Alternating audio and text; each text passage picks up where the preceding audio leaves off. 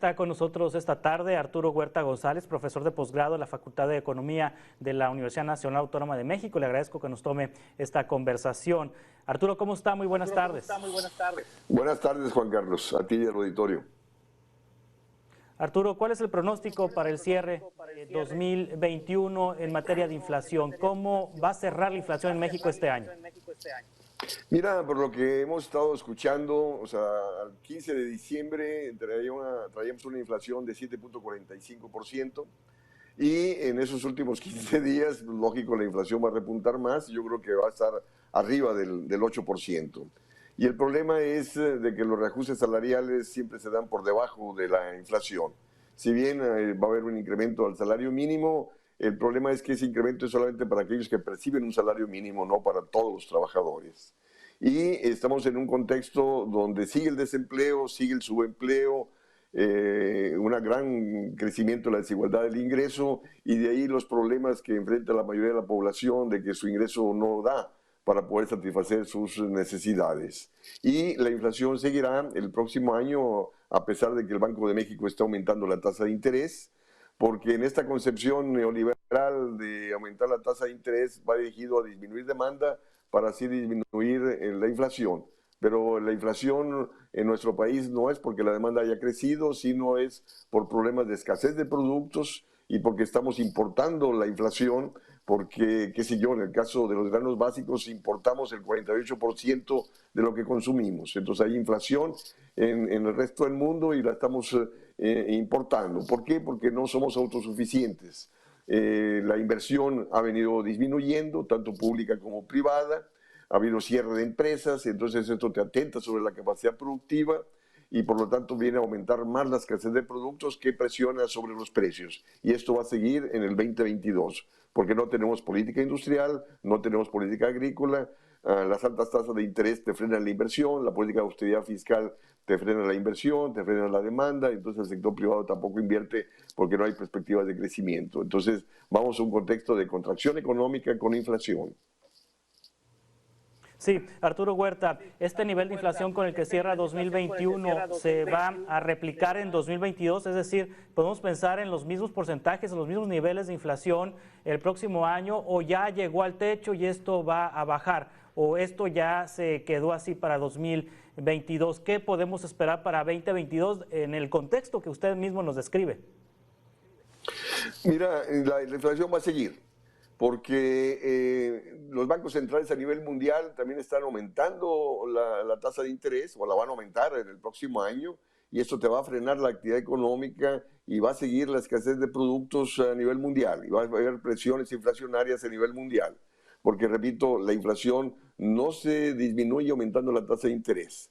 ¿Por qué? Porque es un problema de escasez de productos. Entonces, al aumentar la tasa de interés, se contrae la producción, sigue la escasez de productos y siguen las presiones inflacionarias. Y luego también hay que sumarle, Juan Carlos, que Estados Unidos ya anunció que va a aumentar la tasa de interés en 3 ocasiones y esto va a provocar mayor salida de capitales del país y te va a presionar sobre el tipo de cambio. Entonces, al encarecerse el dólar, pues encarece el costo de los productos importados y seguirá la inflación. Yo pienso que a niveles mayores del 8% para el 2022. Sí, es decir, Arturo Huerta, profesor de posgrado de la Facultad de Economía de la UNAM, en el caso de la pandemia de COVID-19, la inflación se sostendrá en altos niveles en el mundo y en México en tanto la pandemia no esté controlada, en tanto vivamos en circunstancias como la de la pandemia. Hemos observado cómo este fin de año varios países del mundo han tomado medidas de restricción a la movilidad por la variante Omicron y hay países del mundo donde todavía no llega la vacuna, hay países del mundo donde hay personas que no se quieren vacunar y entonces pues eso ha propagado la pandemia, ha hecho que haya mutaciones y que haya variantes del COVID-19. ¿Una cosa va emparejada con la otra? Efectivamente, Juan Carlos. Hay en el caso de Francia, ayer leía que 100,000 contagios en un solo día, en Estados Unidos igual. Entonces esto efectivamente llevará de nuevo a cierres de procesos productivos que seguirán frenando la producción, generarán problemas de desabasto que te presionan sobre precios. Entonces no es solamente la cuestión de la pandemia, lo que te genera escasez de productos y presiones inflacionarias, sino también la respuesta de los gobiernos, qué sé yo. En el 2020 Estados Unidos bajó la tasa de interés a niveles de cero, muchos otros países también incrementaron el gasto público para favorecer, para evitar quiebre de empresas, para apoyar a los desempleados, para apoyar a las empresas, y en el caso de México no hubo políticas de apoyo a las empresas. Ha predominado una alta tasa de interés, políticas de austeridad fiscal, de tratar de disminuir la deuda pública a costa de no atender las demandas de las empresas, a costa de no generar condiciones de empleo. Entonces, nos anunciaron la semana pasada cómo cerraron 400,000 empresas en los últimos 18 meses. Y por lo tanto eso se traduce en disminución de la capacidad productiva, y si a eso le suma la caída de la inversión pública y privada, tenemos menos capacidad productiva para incrementar la producción, para disminuir el desabasto, para incrementar productividad, para incrementar el empleo. Entonces, de ahí que, repito, insisto en que vamos a un contexto de contracción económica con presiones inflacionarias por la falta de respuesta del gobierno para apoyar la esfera productiva, para apoyar el desempleo y disminuir la desigualdad del ingreso que hemos estado padeciendo en los últimos años en el país. Sí, el presupuesto 2022 que fue aprobado por la Cámara de Diputados, que fue propuesto por el Ejecutivo y aprobado por el Congreso mexicano, tiene elementos como para suponer que el Estado mexicano, que el gobierno puede enfrentar la inflación. Es decir, nos dice, no ha habido inversión de parte del gobierno como ha ocurrido en otras partes del mundo en 2020, en 2021. Aquí tenemos obras prioritarias del gobierno federal, el Tren Maya, el aeropuerto, esta planta, la refinería, en fin, esas obras no son suficientes como inversión pública para motivar la economía, para expandir la economía. ¿Hace falta más obra pública? Mira, estas obras que el gobierno ha venido impulsando en esos 3 años, en las cuales acabas de señalar, no se han traducido en mayor crecimiento económico. Ahí está la caída de la actividad económica. En el 2019 caímos en menos 0.1%, en el 2020 caímos en 8.3%, en este 2021 vamos a crecer menos del 5%. Entonces no estamos recuperando en este año ni en el próximo, porque tiene contemplado que vamos a crecer al 4% el próximo año. Ya muchos analistas están señalando de que vamos a estar alrededor del 2%, yo diría menos del 2%. Entonces no vamos a recuperar en el 2022 los niveles de actividad económica que teníamos en el 2018.